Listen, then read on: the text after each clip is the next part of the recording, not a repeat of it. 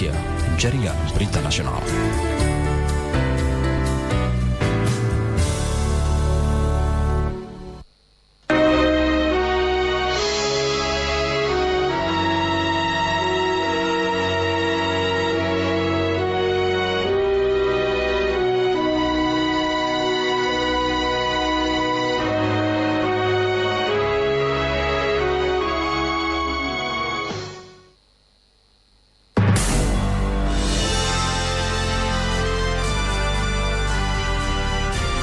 Radio Republik Indonesia dengan Warta Berita.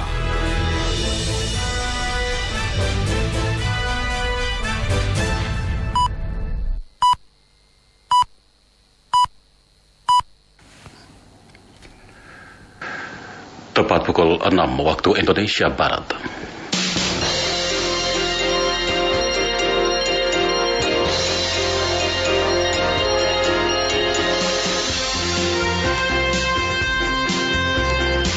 Selamat pagi saudara, inilah Radio Republik Indonesia menyampaikan Warta Berita edisi hari ini Selasa 2 Februari 2016. Kami sampaikan sari berita penting. Kasus penyidik KPK Novel Baswedan dinilai bermotif pribadi dan kriminalisasi. Anggota DPR RI meminta pengelolaan blok migas Masela memberikan manfaat bagi masyarakat setempat. Lebih dari 70 orang tewas dalam serangan bom bunuh diri di Damaskus, Suriah. Itulah di antara berita-berita yang segera kami sampaikan. Inilah Warta Berita selengkapnya bersama saya Ardian Majid Kobat.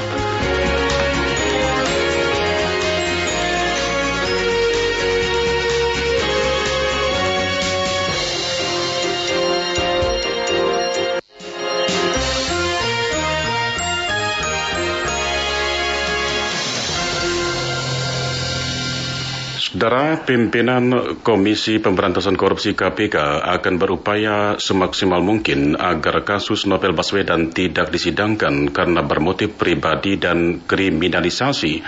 Bahkan kasus tersebut sudah diminta untuk tidak dilanjutkan pada pemerintahan Presiden Susilo Bambang Yudhoyono. Hal itu diungkapkan melalui pengacara Novel Baswedan, Saur Siagian, usai bertemu pimpinan KPK. Laporan selengkapnya disampaikan Syarif Hasan Salampesi. Tim pengacara Novel Baswedan bertemu dengan pimpinan KPK guna membicarakan kasus hukum yang menimpa Novel. Pada pertemuan itu, pimpinan KPK menyatakan siap berupaya semaksimal mungkin agar kasus Novel tidak disidangkan di pengadilan.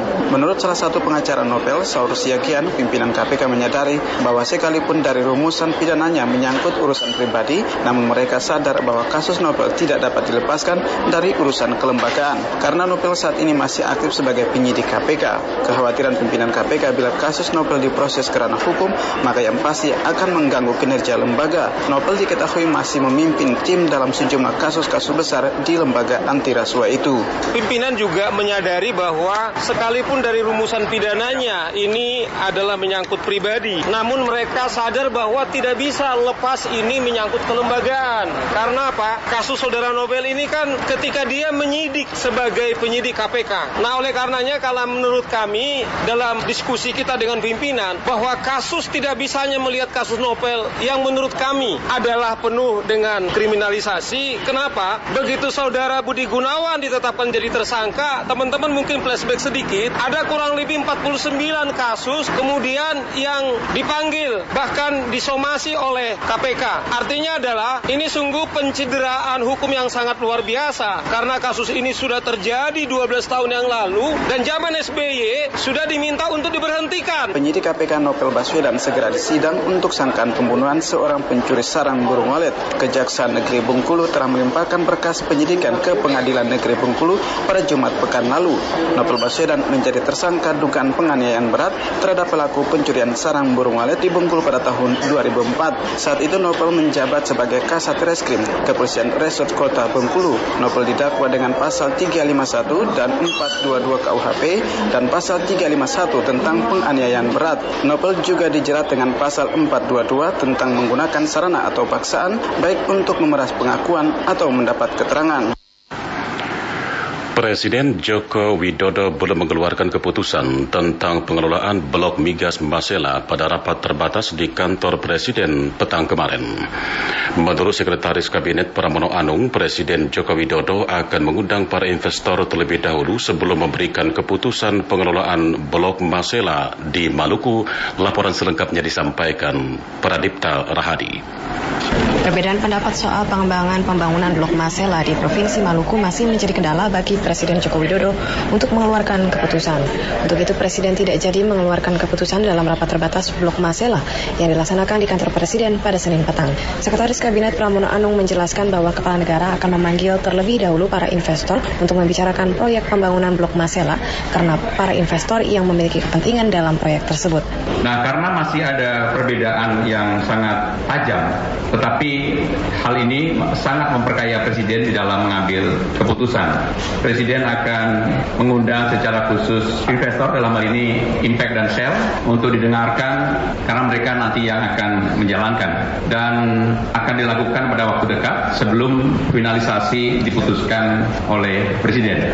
Sementara itu Menteri Energi dan Sumber Daya Mineral Sudirman Said mengatakan apapun yang akan menjadi keputusan dari Presiden merupakan keputusan terbaik untuk rakyat dan menjadi keputusan krusial karena menyangkut pembangunan dan pengembangan daerah. Saya kira yang paling membahagiakan hari ini adalah bahwa seluruh argumen itu dikemukakan dengan terbuka dan tanpa bertanya siapapun kecuali akan memberi pandangan yang memang diyakini oleh masing-masing yang percaya pada darat maupun yang di laut. Tetapi kami sepakat saya kira bahwa Presiden pasti akan mengambil keputusan yang terbaik bagi bangsa, bagi pembangunan daerah, bagi pertumbuhan ekonomi wilayah. Karena sejak awal memang pesan beliau adalah apapun yang dipilih maka yang paling diutamakan adalah bagaimana keberadaan proyek Masela itu bermanfaat bagi pertumbuhan ekonomi setempat. Seperti diketahui pengembangan proyek blok Masela menjadi bahan perdebatan khususnya terkait pembangunan proyek di darat atau laut. Sebelumnya Menteri Koordinator Bidang Kemaritiman dan Sumber Daya Rizal Ramli mengatakan bahwa pembangunan blok Masela jauh lebih menguntungkan bila dilakukan di darat. Rizal juga membantah adanya kepentingan sejumlah pihak dalam proyek blok Masela ini. Sebelumnya pengamat ekonomi Faisal Basri menuding tarik ulur dalam penentuan modal pengembangan blok minyak dan gas Masela di Maluku diwarnai adanya adu kepentingan. Kubu Menteri SDM Sudirman Said dan Kepala SKK Migas Amin Sunaryadi ingin blok Masela dikembangkan di laut atau offshore. Sementara itu Menteri Koordinator Bidang Kemaritiman dan Sumber Daya Rizal Ramli bersikeras bahwa pengembangan blok Masela lebih menguntungkan jika dilakukan di daratan atau onshore. Sementara itu, anggota fraksi PDI Perjuangan DPR RI Komarudin Watubun menyatakan pembangunan fasilitas pengembangan kilang di blok Masela Maluku sebaiknya dilaksanakan di darat. Langkah tersebut selain memudahkan pengawasan dalam eksploitasi juga memberikan dampak perekonomian terhadap masyarakat setempat. Laporan selengkapnya disampaikan Rahmat Zain. Para menteri dalam Kabinet Kerja dilaporkan belum satu suara terkait pengembangan kilang di blok Masela. Perbedaan pendapat masih terjadi dalam rapat Kabinet terbatas yang diadakan Presiden Joko Widodo Senin kemarin. Sekretaris Kabinet Pramono Anung menjelaskan perbedaan pendapat mengenai apakah fasilitasnya akan dibangun di darat atau di laut. Terkait hal ini, anggota fraksi PDIP DPR RI Komarudin Watubun meminta pemerintah lebih memilih pembangunan fasilitas pengembangan kilang blok Masela di darat ketimbang laut. Menurut legislator kelahiran Maluku ini, selain manfaatnya dapat menggerakkan roda perekonomian masyarakat setempat, juga memudahkan pola pengawasan. Dikatakan jika di laut atau pembangunan kilang dengan menggunakan fasilitas pengolahan LNG terapung, rentan terjadi kecurangan sehingga dikhawatirkan negara merugi. Di darat tentu akan dibangun berbagai aktivitas ekonomi di darat, tenaga kerja apa juga pasti banyak di darat, lahan masyarakat juga digunakan untuk pembangunan produksi di darat, ya itu pasti dampak ekonominya lebih langsung bermanfaat kepada rakyat, itu lebih besar daripada dibangun di laut. Di laut itu kan hanya membutuhkan teknologi, yang punya perusahaan, yang punya akses dan punya duit, semua dipusatkan di laut. Itu satu. Kedua, soal pengawasan. Di laut, apa benar teknologi Indonesia itu sudah mampu untuk bisa mengontrol berapa banyak gas yang dibawa keluar, cara menghitung itu saya kira tidak mudah ya. Jadi saya kira kesalahan ini hanya terjadi untuk Freeport lah. Tapi untuk eksploitasi sumber daya alam Indonesia, khususnya di kepemimpinan Jokowi JK ini harus sudah mindsetnya berubah. Saya kira Jokowi sudah kemarin berani melakukan beberapa terobosan, antara lain menghentikan Petras di Singapura. Nah, saya kira beliau menunda ini pasti memberikan putusan terbaik bagi Indonesia umumnya dan Maluku khususnya. Seperti diberitakan, Menteri SDM Sudirman Said lagi-lagi memiliki perbedaan pendapat dengan Menko Bidang Kemaritiman dan Sumber Daya Rizal Ramli. Kali ini dua Menteri Presiden Jokowi tersebut berbeda pendapat soal pembangunan kilang di Blok Masela secara offshore atau onshore, darat maupun laut. Presiden Jokowi sendiri berencana mengundang dua pihak investor yaitu Impact Corporation dan Royal Dutch Shell sebelum memutuskan nasib pengembangan proyek lapangan migas Blok Masela yang terletak di Kabupaten Maluku Tenggara itu. Saudara, Indonesia dan Hungaria telah menyepakati peningkatan kerjasama di bidang infrastruktur dengan nilai investasi mencapai 50 juta dolar Amerika. Wakil Presiden Yusuf Kala mengakui investasi Hungaria akan difokuskan pada pengembangan infrastruktur air dan teknologi di 11 provinsi di Indonesia. Laporan mengenai hal itu disampaikan Rizky Supermana. Wakil Presiden Yusuf Kala dan Perdana Menteri Hungaria Viktor Orban telah melakukan pertemuan bilateral yang menyepakati kerjasama di bidang infrastruktur dengan nilai investasi sebesar 50 juta dolar Amerika. Wapres Yusuf Kala usai penutupan forum bisnis dengan Hungaria di Hotel Kempinski, Jakarta, menyatakan kemitraan dengan Hungaria dalam bentuk pembangunan saluran air yang diprioritaskan pada 11 provinsi di Indonesia yang dinilai belum memiliki akses saluran air yang baik. Indonesia juga menekankan pentingnya kerjasama di bidang UMKM, kreatif industri, perdagangan, dan investasi. Oleh karena itu, Kamar Dagang dan Industri atau Kadin Indonesia mengharapkan adanya kemudahan fasilitas untuk eksportir Indonesia ke Hungaria dan investor Indonesia di Hungaria. Lebih banyak ke infrastruktur air dan juga teknologi. Berapa tadi proyek air tenang ini? 50 juta US dollar. Oh, ya, apa juga? Air saja. Bukan. Beda lagi. Ya, termasuk juga. Itu di 11 provinsi. Komoditas ekspor utama Indonesia ke Hungaria antara lain komponen alat elektronik, mesin percetakan, karet, dan lainnya. Sementara itu komoditas impor utama Indonesia dari Hungaria antara lain komponen peralatan telekomunikasi, generator, mesin-mesin, dan antibiotik. Adapun sebelumnya untuk mendorong peningkatan kerjasama ekonomi, pada bulan Juni 2011 berlangsung sidang komisi bersama SKB kerjasama ekonomi ketiga antara Indonesia dan Hungaria di Budapest yang mencatat adanya peningkatan nilai perdagangan yang belum terrealisasi secara maksimal. Hujan lebat yang mengguyur Kabupaten ND, Nusa Tenggara Timur pada hari Minggu tanggal 31 Januari 2016 menyebabkan sejumlah rumah di Kecamatan Kota Baru dan Maurole diterjang banjir bandang. Saat ini ratusan warga di pengungsian membutuhkan air minum dan 9 bahan pokok. Laporan selengkapnya disampaikan reporter Natalia Desianti. Hujan lebat yang mengguyur Kabupaten Ende menyebabkan Kecamatan Kota Baru dan Kecamatan Maurole diterjang banjir bandang. Kepada RRI, Ketua Tim Posko Penanggulangan Bencana yang juga adalah Kepala Desa Loboniki, Kecamatan Kota Baru, Hieronymus Rado, menyampaikan kondisi terkini di lokasi bencana. Dirinya menyampaikan secara lengkap sebaran lokasi bencana yang melanda 9 desa di Kecamatan Kota Baru dan 1 desa di Kecamatan Maurole. Banjir bandang itu menurutnya mengakibatkan rumah warga rusak berat, ratusan ternak hilang, diduga terbawa banjir, dan rusaknya infrastruktur jalan sehingga akses ke Kota Baru terputus. Lokasi sebaran bencana ada 10 desa. Data kerusakan dan korban terkini.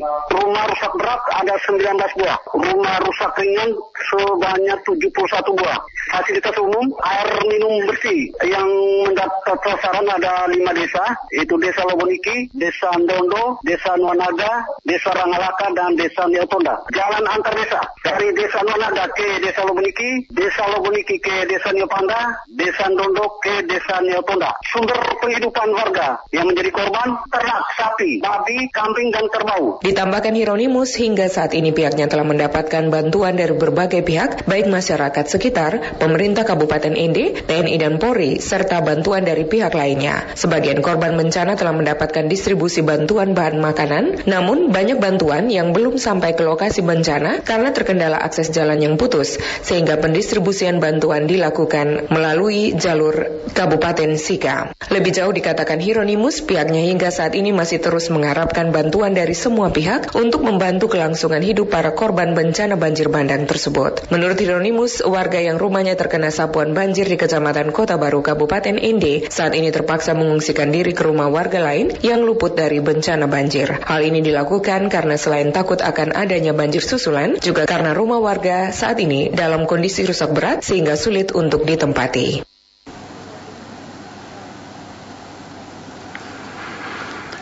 Saudara, Kementerian Dalam Negeri meminta pemerintah daerah segera mengusulkan kepala daerah terpilih untuk diproses ke pemerintah pusat. Himbauan itu disampaikan Menteri Dalam Negeri melalui surat resmi yang ditujukan kepada Gubernur, Bupati, dan Wali Kota penyelenggara Pilkada Serentak 2015. Laporan selengkapnya disampaikan Ferry Apantu. Menteri Dalam Negeri Republik Indonesia meminta Gubernur, Bupati, dan Wali Kota penyelenggara Pilkada Serentak 2015 segera mengusulkan kepala daerah terpilih ke pemerintah pusat. Ketua KPU Kabupaten Gorontalo, Hendrik Imran, menjelaskan himbauan ini disampaikan Mendagri melalui surat resmi yang ditujukan kepada Gubernur, Bupati, dan Wali Kota penyelenggara Pilkada Serentak 2015. Surat itu dikeluarkan Mendagri pada tanggal 19 Januari 2016. Merujuk ke surat yang terakhir Mendagri itu yang nomor 100 yang tertuju kepada Gubernur dan Bupati Wali Kota, harusnya segera ada berikan kesempatan pertama untuk segera mengusulkan Bupati dan Wakil Bupati terpilih. Khusus untuk Pilkada Kabupaten Gorontalo, KPU sudah mengusulkan pengangkatan calon terpilih ke DPRD. Selanjutnya DPRD akan melakukan rapat paripurna istimewa perihal hal tersebut. Tetapi untuk DPRD Kabupaten Gorontalo hingga saat ini rapat paripurna istimewa tersebut belum dilaksanakan. Pasangan calon Bupati dan Wakil Bupati Kota Baru Muhammad Iqbal Yudian Nur dan Sahiduddin menggugat penyelenggara pemilu KPU dan Panwaslu setempat ke Dewan Kehormatan Penyelenggara Pemilu DKPP karena pasangan Bupati dan Wakil Bupati terpilih dinilai cacat hukum. Laporan selengkapnya disampaikan reporter Syahminan Al-Farisi. Meskipun pasangan calon Bupati dan Wakil Bupati Kota Baru Muhammad Iqbal Yudianur dan Sahiduddin telah mencabut gugatan di Mahkamah Konstitusi (MK) dan kemudian Said Jafar Ali Idrus dan Burhanuddin ditetapkan KPU Kota Baru sebagai Bupati dan Wakil Bupati terpilih, tetapi selanjutnya gugatan pasangan calon tersebut beralih dan ditujukan kepada penyelenggara pemilu, yakni KPU dan Panwaslu setempat ke Dewan Kehormatan Penyelenggara Pemilu DKPP. Hal tersebut disampaikan Komisioner Bawaslu Provinsi Kalimantan Selatan Asharidani saat dikonfirmasi RRI. Menurutnya pasangan calon Bupati dan Wakil Bupati Kota Baru Muhammad Iqbal Yudianur dan Sahiduddin menggugat KPU dan Panwaslu setempat ke Dewan Kehormatan Penyelenggara Pemilu atau DKPP karena menurut mereka KPU dan Panwaslu tidak melakukan verifikasi faktual dengan benar sehingga meloloskan pasangan Bupati dan Wakil Bupati terpilih yang mereka nilai cacat hukum, yakni dugaan pemakaian ijazah palsu oleh Bupati terpilih Said Jafar Ali Idrus. KPU dan Panwaslu terkait dengan penetapan calon terpilih Habib itu kan. Pertama, yang kedua terkait dengan pencalonan Habibnya kan terkait dengan ijazah palsunya. Kenapa KPU dan Panwaslu melakukan verifikasi gitu kan faktual terhadap persyaratan calon. Selanjutnya, Komisioner Bawaslu Provinsi Kalimantan Selatan Asharidani menyatakan adalah hak paslon kepala daerah untuk melaporkan dugaan pelanggaran etik yang dilakukan penyelenggara pemilu. Tetapi jelasnya gugatan tersebut tidak akan berpengaruh atas penetapan Bupati dan Wakil Bupati terpilih. Anda sedang mengikuti Warta Berita RRI. Saat disampaikan berita dari mancanegara dan kabar dari dunia olahraga. Saudara, dari luar negeri diberitakan lebih dari 70 orang dilaporkan tewas dalam serangan bom bunuh diri di Damaskus, Suriah pada Minggu waktu setempat. Kantor berita resmi Suriah, SANA, melaporkan insiden terjadi ketika satu ledakan bom mobil dan dua pengebom bunuh diri menyerang distrik Sayyida Zainab yang menjadi lokasi kuil sakral Syiah di Suriah. Sebagian besar korban tewas merupakan anggota pasukan loyalitas kepada pemerintah Suriah. Militan radikal Islamic State of Iraq and Syria (ISIS) telah mengklaim bertanggung jawab atas serangan bom tersebut. Dari dunia olahraga, Garuda Bandung mengambil alih puncak klasemen seri kedua Liga Bola Basket Indonesia IBL musim 2016. Pelatih klub Bundesliga Bayern Munchen, Pep Guardiola, mencapai kesepakatan awal untuk melanjutkan karirnya sebagai pelatih klub Liga Primer Inggris Manchester City. Informasi tersebut terangkum dalam Spektra Olahraga Radio Republik Indonesia pagi ini, disampaikan reporter Adi Wiono.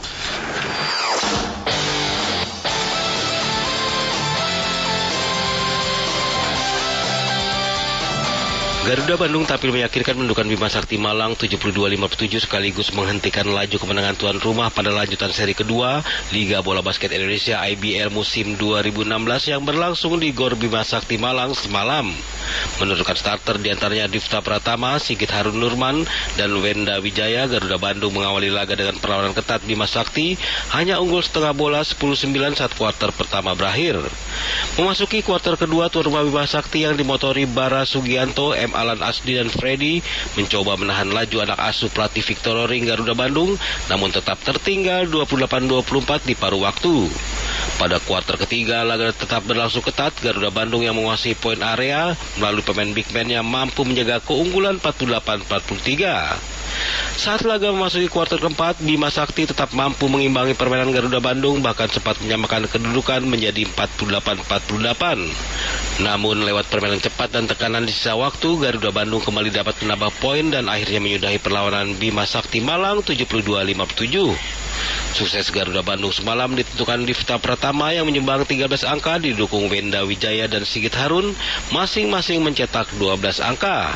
Kemenangan ini mengangkat posisi Garuda Bandung ke puncak klasemen, sementara IBL 2016 meraih nilai 16, sedang Bima Sakti yang di dua laga sebelumnya mengalahkan Satya Wacana Salatiga dan NSH Jakarta berada di posisi 9 dengan nilai 11. Sementara hasil seri 2 IBL lainnya, Satya Wacana unggul 73-54 atas Bandung Utama, Aspak Jakarta mengalahkan NSH Jakarta 60-45 dan Pasifik Surabaya ditundukkan tim Skota CLS Surabaya 45-90.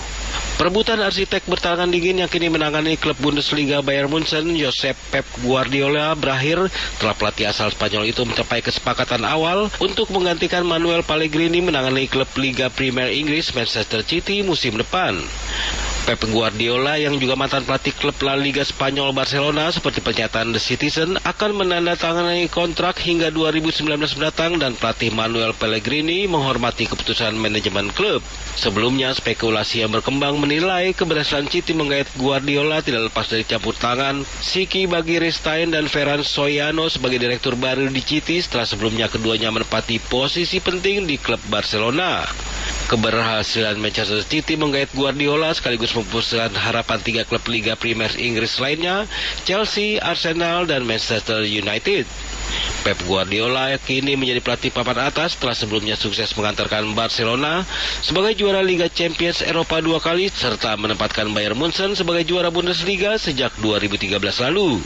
Juara dunia musim lalu, pembalap tim Movistar Yamaha asal Spanyol Jorge Lorenzo mencatat waktu tercepat pada hari pertama tes pramusim MotoGP 2016 di sirkuit Sepang, Malaysia kemarin.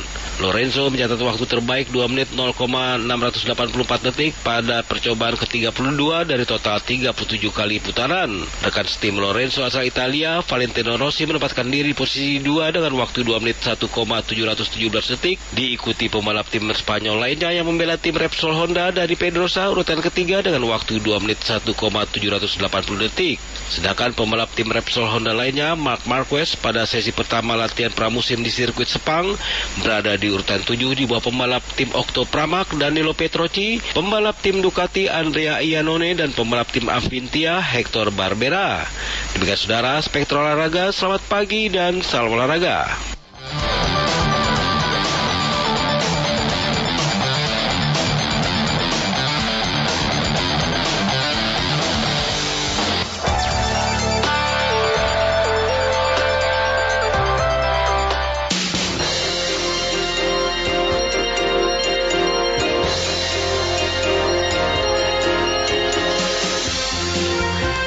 Demikianlah saudara telah disampaikan Warta Berita Radio Republik Indonesia pagi ini, dan sebelum berpisah kami sampaikan kembali sari berita penting. Kasus penyidik KPK Novel Baswedan dinilai bermotif pribadi dan kriminalisasi. Anggota DPR RI meminta pengelolaan blok migas Masela memberikan manfaat bagi masyarakat setempat. Lebih dari 70 orang tewas dalam serangan bom bunuh diri di Damaskus, Suriah. Dan akhirnya mewakili tim redaksi yang bertugas pagi ini, saya Ardian Majid Kobat mengucapkan terima kasih atas perhatian Anda dan selamat pagi.